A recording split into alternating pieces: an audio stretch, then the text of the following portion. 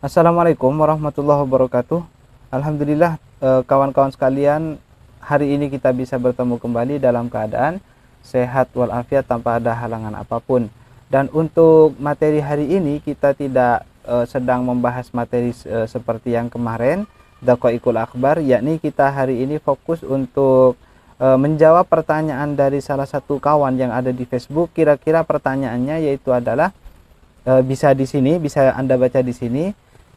Tetapi kalau disimpulkan, kira-kira pertanyaannya yaitu adalah menanyakan apa yang menyebabkan Allah itu layak untuk dituhankan. Kira-kira begitu. Sehingga kalau kita tarik lagi lebih awal lagi pertanyaan ini, maka kira-kira kawan yang satu ini bertanya, apa syarat untuk menjadi Tuhan? Kemudian apakah Allah sudah memenuhi syarat itu sehingga layak untuk dipertuhankan? Kira-kira demikian. Maka untuk menjawabnya yaitu adalah, ya, kawan-kawan yang belum like, share, dan subscribe, silahkan di like, share, dan subscribe. Oke, saya ucapkan terima kasih kepada kawan-kawan sekalian. Kita lanjut ke poin pembahasannya, yaitu adalah apa syarat untuk menjadi Tuhan. Pertanyaan ini adalah pertanyaan yang menguak ataupun mengingatkan saya pada memori zaman dahulu, di mana zaman dahulu ya nggak setiap hari sih saya berdialog dengan kawan-kawan dari Nasrani itu, tetapi dalam satu minggunya pasti ada saya berdialog dengan kawan-kawan Nasrani, dan salah satu pemaparan yang disampaikan yaitu adalah apa syarat untuk menjadi Tuhan, kira-kira demikian. Maka hari ini pemaparan itu saya kembali untuk saya angkat, saya suguhkan ke kawan yang bertanya itu, ya, dengan jawaban yang ringan plus materi yang ringan juga, karena ini adalah ruangnya ruang publik. Sementara audien itu tidak selalu sama dengan pemikiran dan perasaan kita, kira-kira begitu. Jadi saya jawab dengan jawaban yang ringan. Baik. Syarat untuk menjadi Tuhan yaitu adalah satu, adalah absolut ataupun universal. Absolut atau universal, jadi meliputi seluruh makhluk atau apa saja yang ada di dunia ini. Jadi dia itu mutlak, keberadaannya mutlak, kekuasaannya juga mutlak. Itulah yang disebut dengan universal ataupun absolut. Kalau kita rubah dalam bentuk bahasa Arab, maka nanti absolut ataupun universal ini dibahasa Arabkan dengan as-somad. Jadi somadun itu bahasa Indonesianya bisa diterjemahkan dengan absolut ataupun universal. Kemudian yang kedua adalah distinct. Di mana distinct ini kalau kita boleh untuk artikan berarti berbeda dengan yang lainnya. Jadi distinct ini kalau kita bahasa Arabkan akan menjadi bahasa Arab lam yakun lahu kufuwan ahad, atau bahasa Arab yang lain laisa kamitslihi syai'un.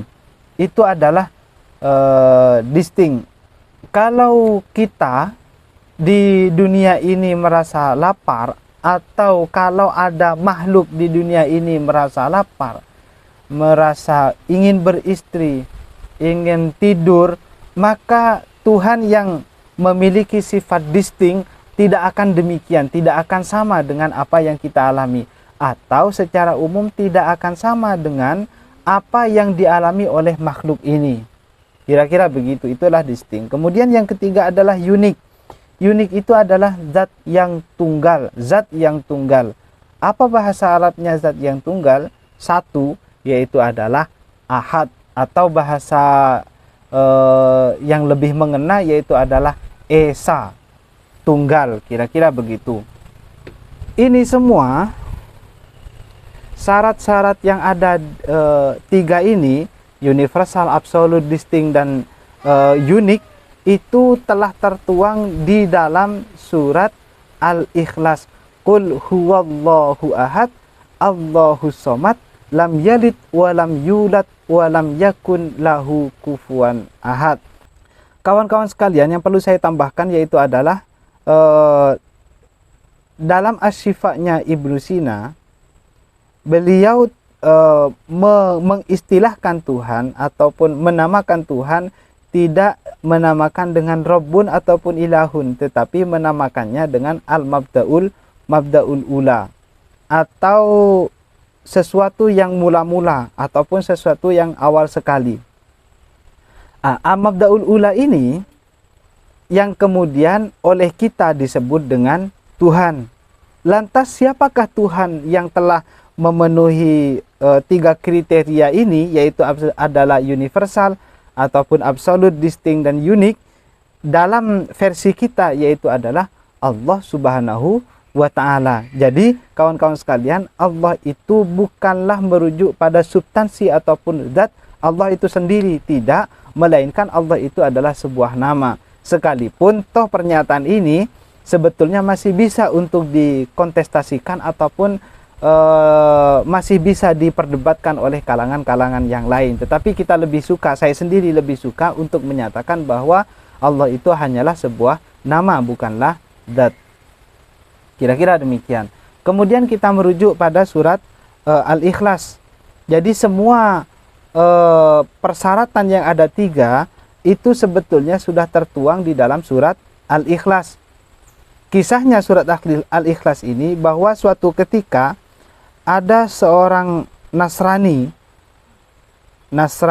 dari Najran, dia berkata kepada Kanjeng Nabi Muhammad SAW, "Sif lana rabbaka amin zabarjadin au yakutin au dhahabin." Kata kawan dari Nasrani ini, dia berkata kepada Nabi, "Wahai Muhammad, coba terangkan bagaimana kriteria Tuhanmu. Apakah ia tercipta dari zabarjad, ataupun tercipta dari permata yakut, atau dari emas, atau dari dahab, dari fiddah, dari perak?" Kira-kira demikian.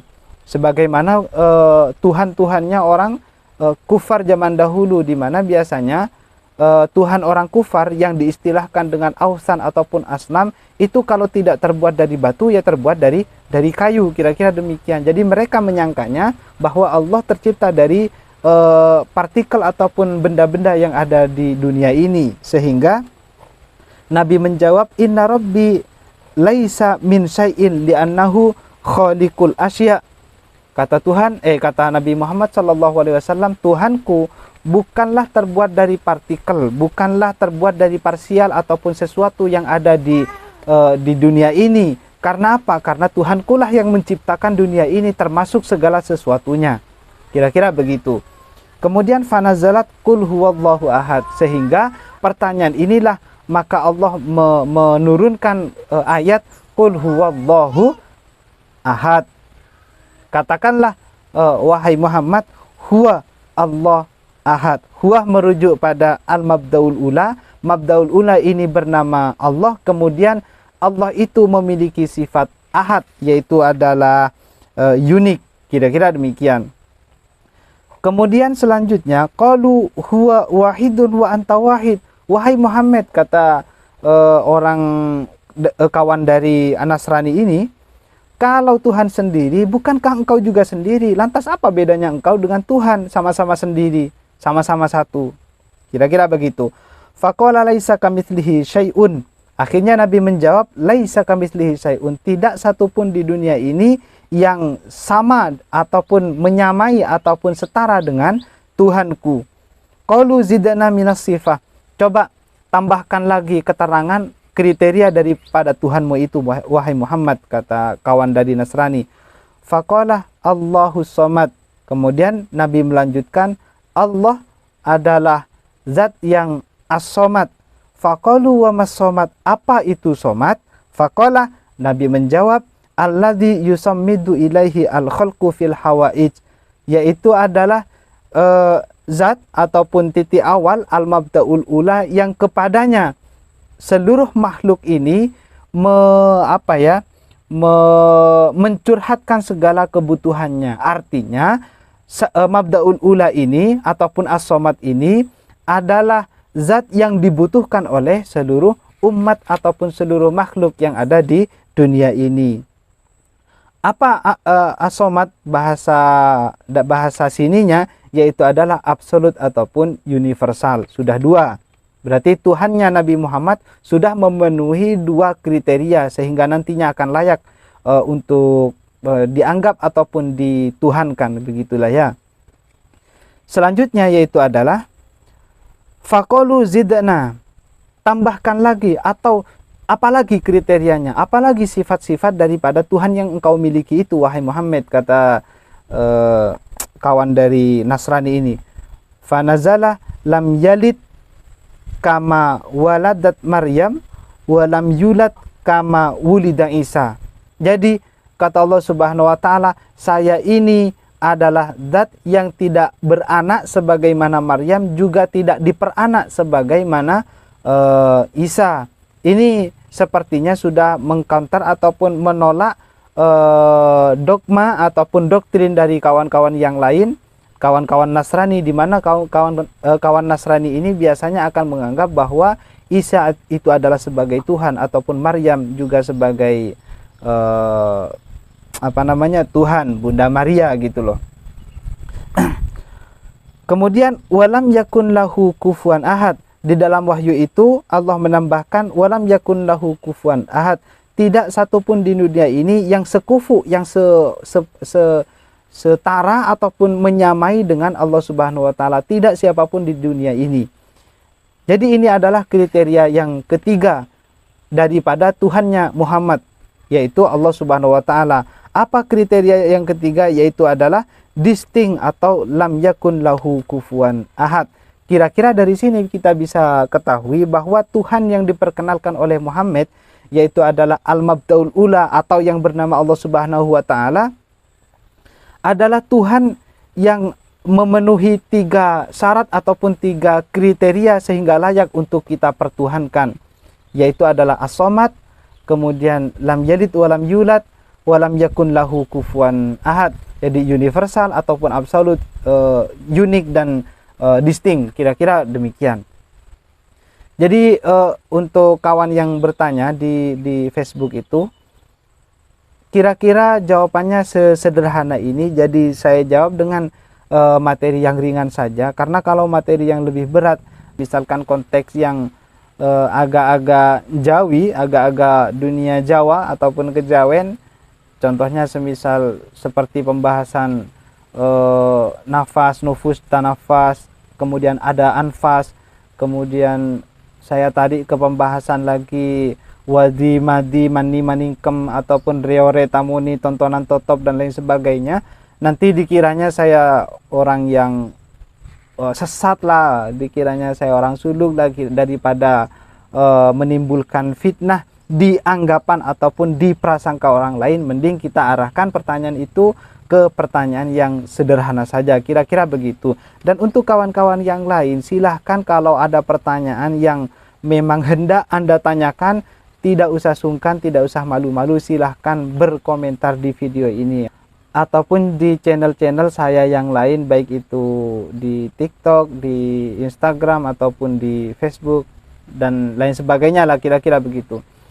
Mungkin hanya itu yang bisa saya sampaikan, saya utarakan, saya suguhkan jawabannya untuk kawan yang bertanya.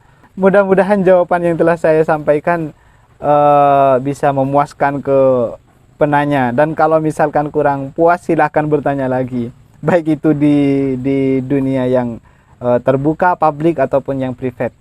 Kira-kira begitu. Wassalamualaikum warahmatullahi wabarakatuh.